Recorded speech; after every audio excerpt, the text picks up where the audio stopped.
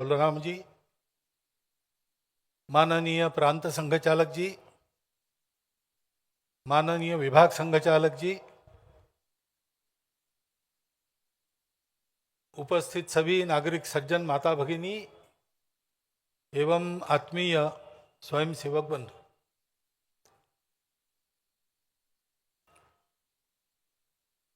ये जो कार्यक्रम आपने देखा, हमारे अतिथि महोदय ने भी कहा कि सतत इतना वादन, हाथ में कोई स्वरलिपि नहीं है, सब स्मृति में रखकर इतनी सारी रचनाएं बजाना, और वो भी इसमें से कोई भी संगीतानुरागी तो सब है, लेकिन संगीत साधक सब नहीं है। अपना अपना काम करते समय समय निकालकर इसका अभ्यास करके उन्होंने ये प्रस्तुति दी है।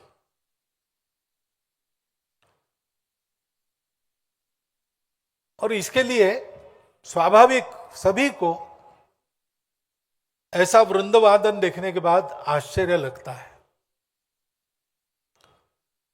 आश्चर्य दो बातों का होता है। एक तो ये जो परिश्रम है, ऐसे सब लोग इतना परिश्रम करके इस प्रकार का वादन, इस स्तर का वादन कर सकते हैं, एक आश्चर्य की बात होती है।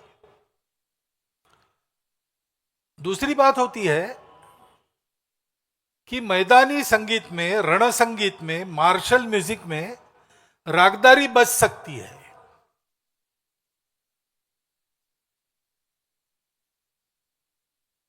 लेकिन ये दूसरी बात वैसे आश्चर्य की बात नहीं है। रण संगीत की परंपरा हमारी भी थी, लुप्त हो गई थी, वो फिर से प्रकट हो रही है। भगवत गीता में उल्लेख है, सघोषो धार्त राष्ट्राणाम हृदयानि व्यधारयत। जब पांडवों की ओर से सारे शंख बजाए गए तो कौरवों के हृदय विदीर्ण हो गए, और सशब्द तुर्मुलो भवत, ऐसा भी वर्णन है। यानी वाद्यों का वादन रणांगण के समय होता था। रणांगण के समय वैसा तो वादन होता ही है, लेकिन राग ताल में निबद्ध होता था कि नहीं होता था, यह संशोधन का विषय है। संघ जब शुरू हुआ तो शारीरिक कार्यक्रमों के लिए संगत अच्छी लगती है, उससे कार्यक्रम भी व्यवस्थित होता है, देखने में भी अच्छा दिखता है। तो इसलिए बड़े परिश्रम पूर्वक देख देख कर कार्यकर्ताओं ने सीखा। उस समय अपने भारतीय परंपरा में कहीं पर इस प्रकार का वादन नहीं था, तो मिलिट्री और पुलिस ही थी स्वयंसेवकों के आंखों के सामने जो ऐसे वादन करती थी। तो कामठी कैंटोनमेंट है नागपुर में, उसके परेड ग्राउंड के कंपाउंड के बाहर रहकर स्वरों को जानने वाले संगीतज्ञों को साथ लेके जाना, और वहां जो धुनें सुन रहे हैं उसके स्वर निकाल के लाना। एक बार में नहीं आते थे, 10-10 बार सुनना पड़ता था। ऐसा समय देकर परिश्रम करते हुए एक एक धुन प्राप्त कर ली। प्रशिक्षक भी इधर उधर से जहां से मिल सके, जिस प्रकार मिल सके, उनको लाया गया। संघ के पास धन नहीं था, स्वयंसेवकों के पास भी धन नहीं था, तो कहीं भोजन में गए, दक्षिणा मिल गई, उसी का उपयोग किया। भोजन में दक्षिणा ज्यादा मिले, इसलिए जिनको उस प्रकार की रूढ़ी में दक्षिणा नहीं दी जाती उनको भी जरा सजा सवार कर ले गए, तो ज्यादा दक्षिणा मिली, तो ज्यादा वाद्य खरीद सके। ऐसा सारा करके परिश्रम पूर्वक ये खड़ा हुआ। और फिर स्वयंसेवकों के मन में आया कि ये सारा हमको विदेशों से उधार लेना पड़ता है। संगीत तो देशी विदेशी नहीं होता, वो तो सार्वत्रिक है, वैश्विक है। परंतु उस संगीत का वहां जो किया गया है वो हमको देखना पड़ता है। हमारे यहां जो है उसके आधार पर इसकी रचना हम बना सकते हैं क्या? तो ध्वजारोपण ध्वज चढ़ रहा था तब आपने जो रचना सुनी रागेश्वरी राग में, वो रचना पहले बनी और बाद में संचलन के व्यायाम योग के लिए अनुकूल ऐसी भारतीय संगीत के आधार पर रचना या बनी भारतीय तालों के आधार पर, और वादन शुरू हो गया और बढ़ते बढ़ते आज इस प्रकार हो गया है।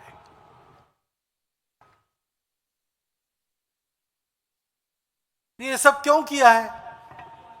तो इसकी एक प्रेरणा तो है देशभक्ति, जो दुनिया में सबके पास है वो हमारे पास नहीं है, ऐसा नहीं होना चाहिए।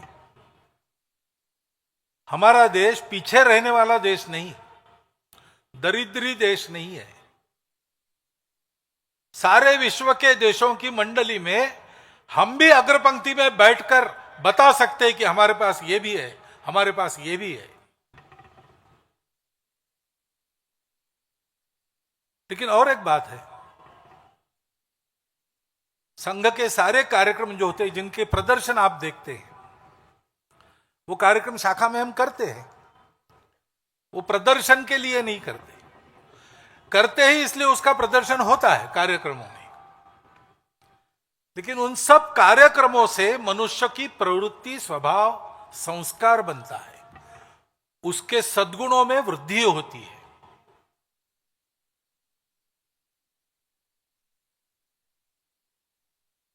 हम दंड सीखते हैं तो लाठी काठी का प्रदर्शन करने के लिए नहीं सीखते, या झगड़ा करने के लिए नहीं सीखते। सीख गए तो दोनों प्रसंग आ गए तो काम में आती है, प्रदर्शन में भी आती है, निदर्शन में भी आती है। लेकिन प्रदर्शन हमको उत्सव में करना ही पड़ता है, और झगड़ा बने तक हम करते नहीं। अब कोई आके हम पर गिर गया तो इलाज नहीं। परंतु लाठी हम इसके लिए नहीं सीखते, लाठी इसलिए सीखते हैं कि लाठी चला सकने वाले मनुष्य को वीर वृत्ति प्राप्त होती है, वो डरता नहीं है।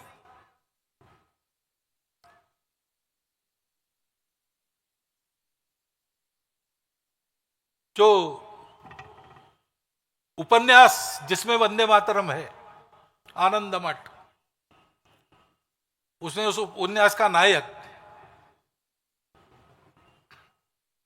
तो कुछ डाकुओं का हमला होता है, सशस्त्र भाला तलवार वगैरह लेके,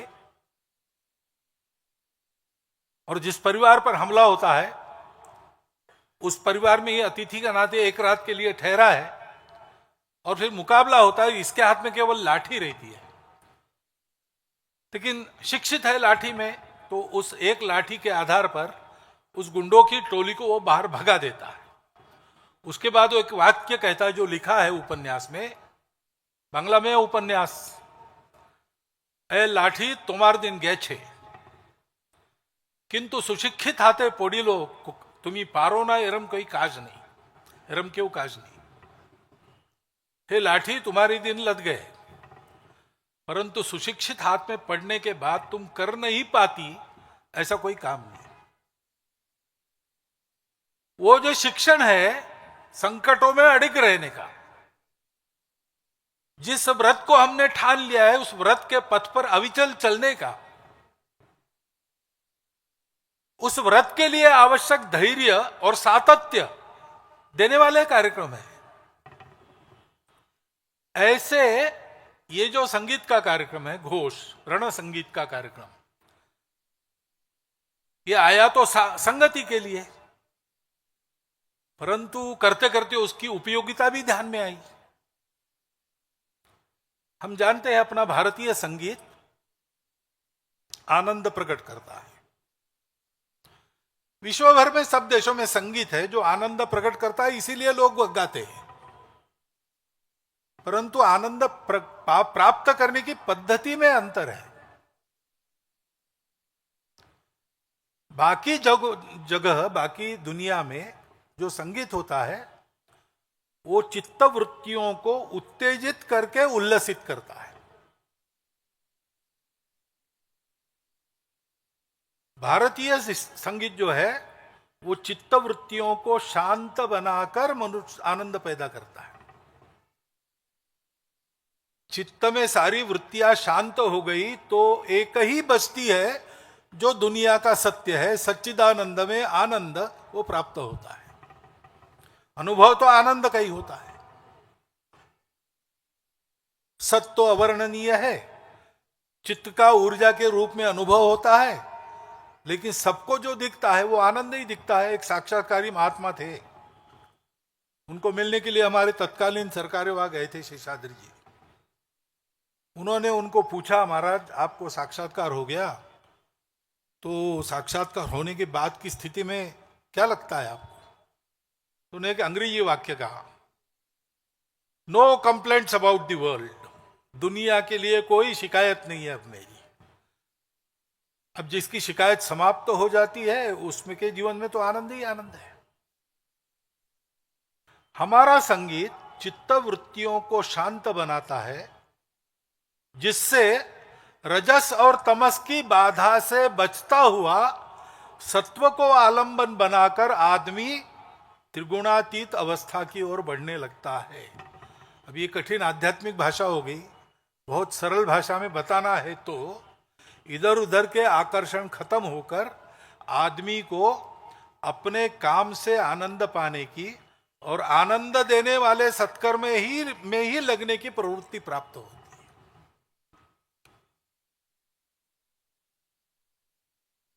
बजाते हैं सब अपना अपना वादन करने वाले, इसमें निष्णात वादक भी होंगे, कुछ हो सकता है उनके कार्यक्रम भी होते होंगे, दो चार तो निकल ही जाएंगे इसमें, परंतु यहां वो मनमाना वादन नहीं करते। यहां वो सबके साथ वादन करते, सबके सुर में अपना सुर मिलाते।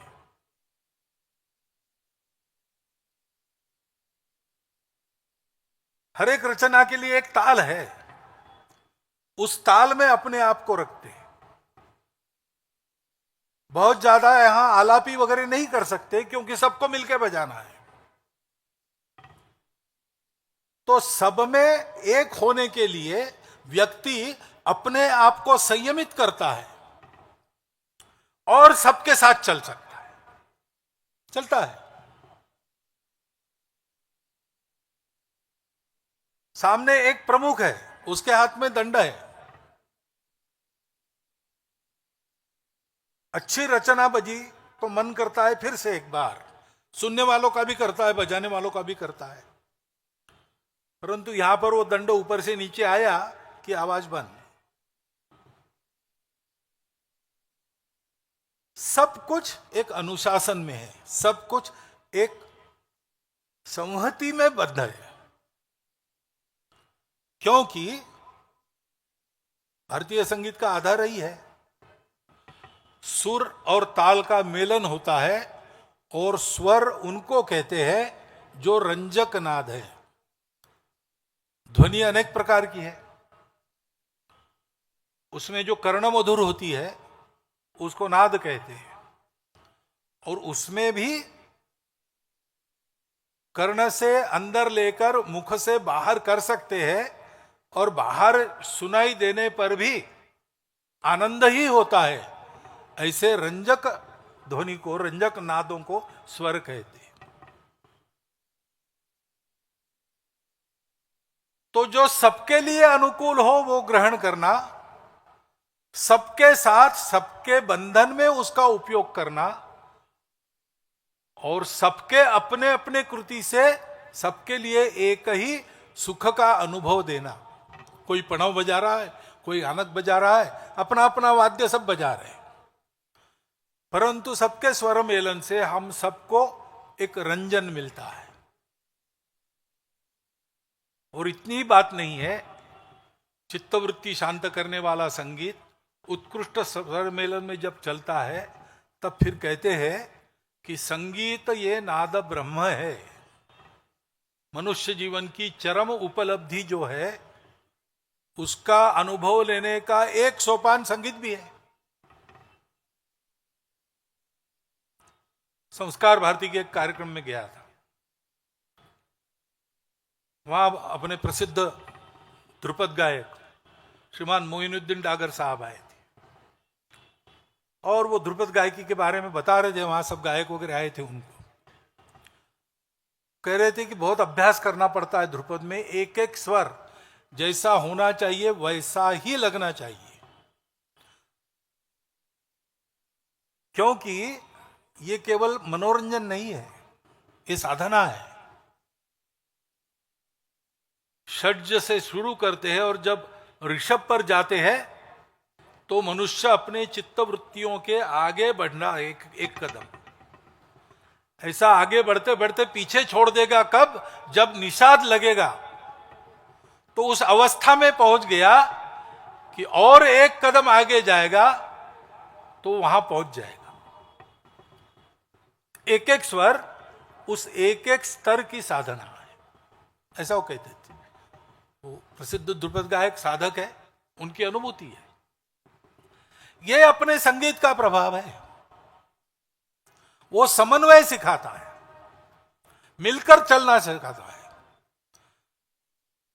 अपने कला कौशल का उपयोग उत्साह उत्पन्न करने के लिए, वीरवृत्ति उत्पन्न करने के लिए,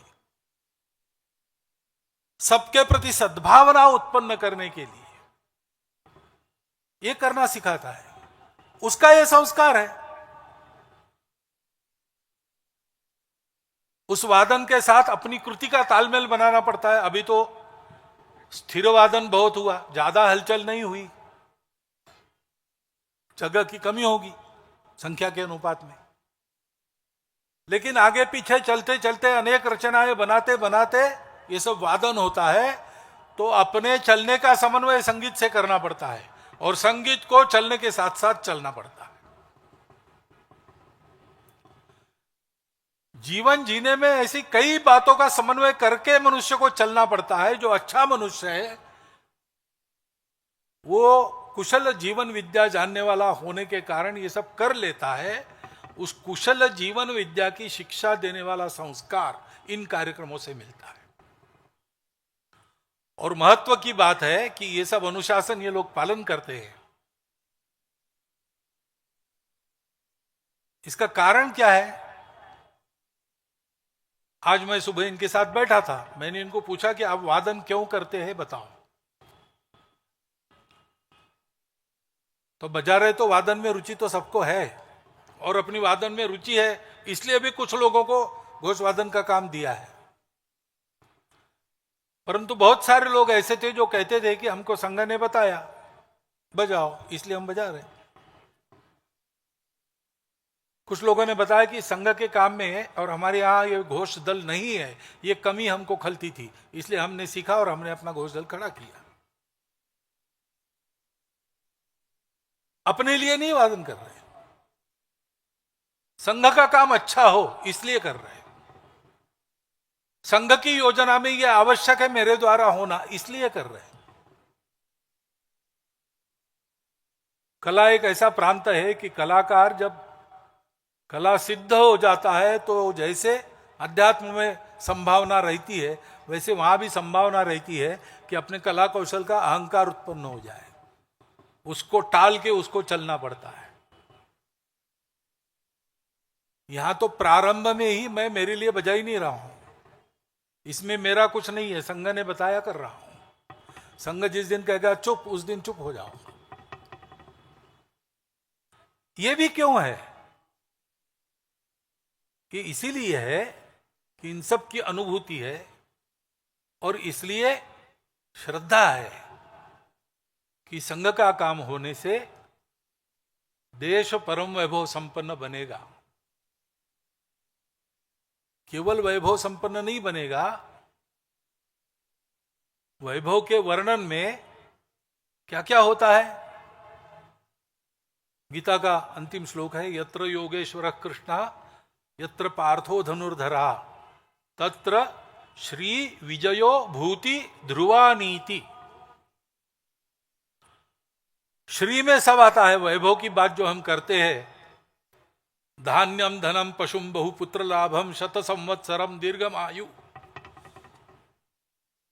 ऐसा पूरे देश का होना, लेकिन उसके साथ न क्रोधो, न च मात्सर्यो, न लोभो, न अशुभामति। ऐसा भी सबका होना, इन सबका नाम है श्री। श्री सूक्तम ये सब है। और विजय होता है, दुरित को नष्ट करते हैं, सुचरित को बढ़ाते हैं।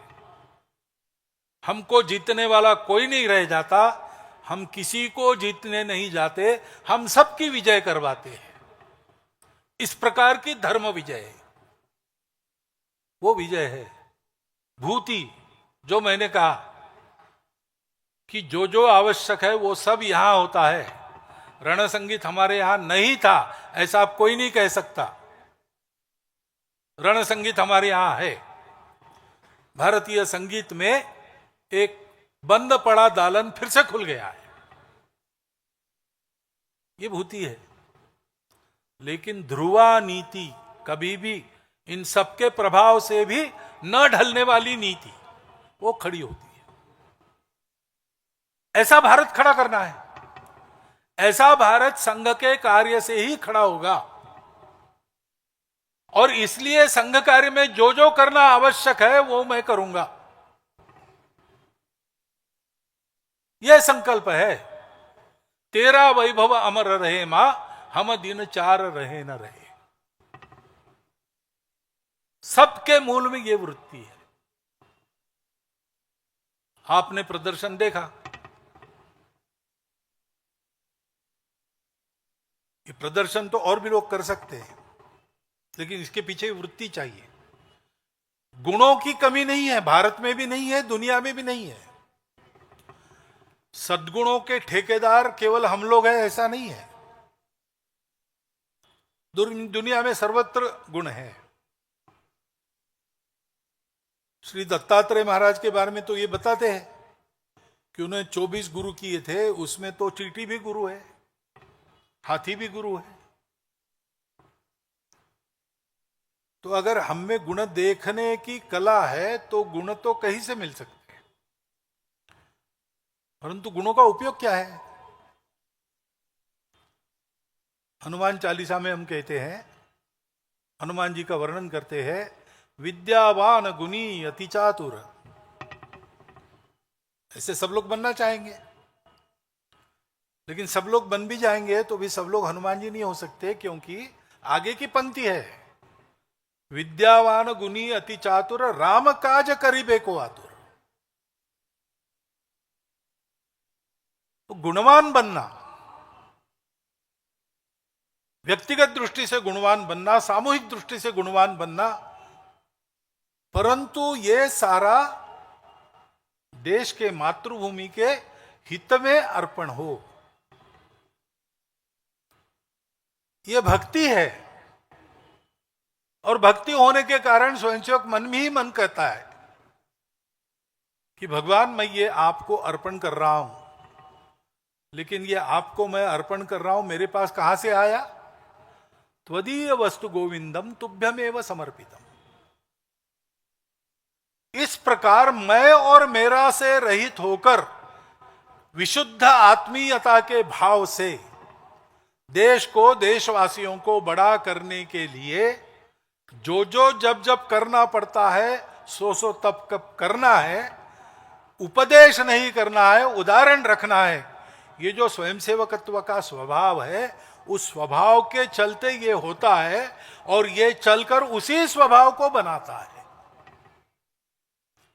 ऐसा ये चक्र में नहीं, नियमित क्रम कार्यक्रमों का संघ में चलता है, परपेचुअल ऐसा चलता है। घोषवादन भी उसी के लिए चलता है। आपने इसके संगीत का आनंद लिया होगा,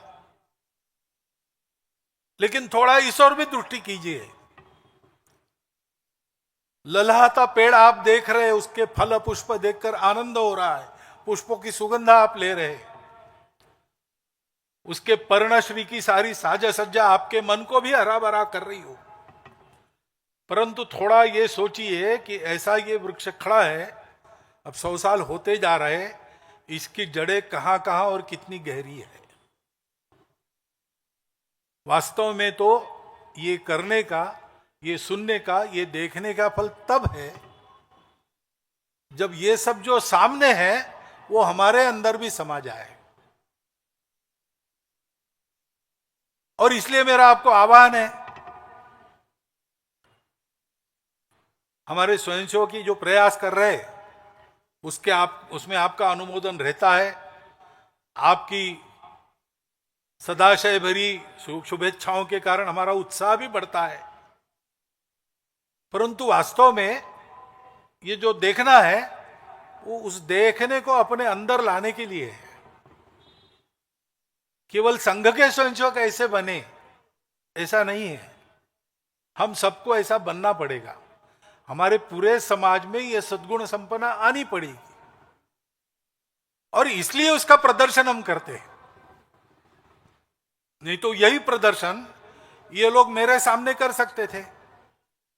भारतवर्ष में संघ की इस विधात के 25, 30, 40 वरिष्ठ जानकार लोग हैं, उनके सामने कर सकते थे और इन्होंने किया, कैसे किया, क्या कमी रही, क्या अच्छा हुआ, ये सब हम उनको बता सकते थे।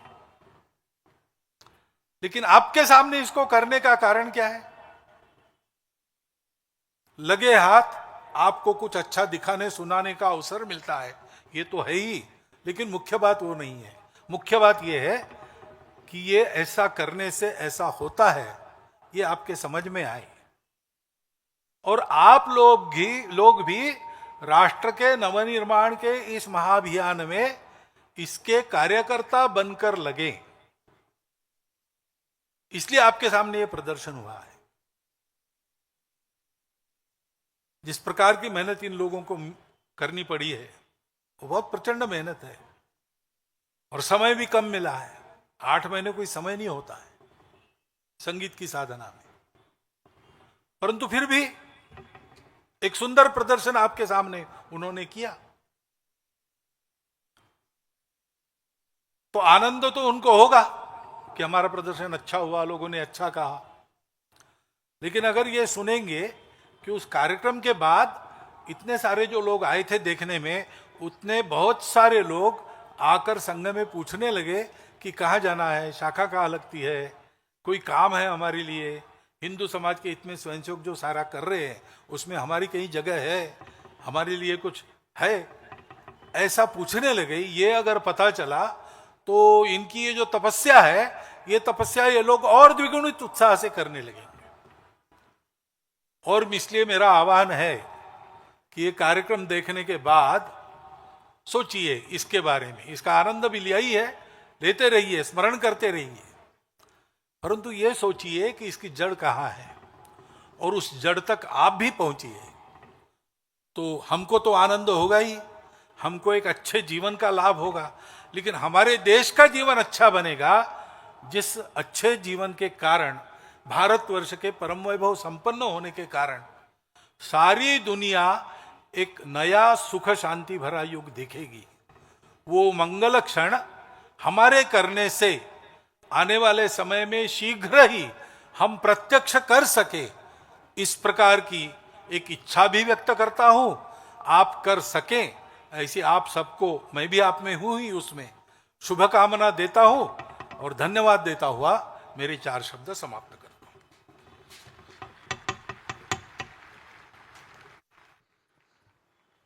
सावधान, उत्तिष्ठ, रमा। सभी आगंतुक बंधु भगिनियों से निवेदन है, कृपया ध्वजावतरण के समय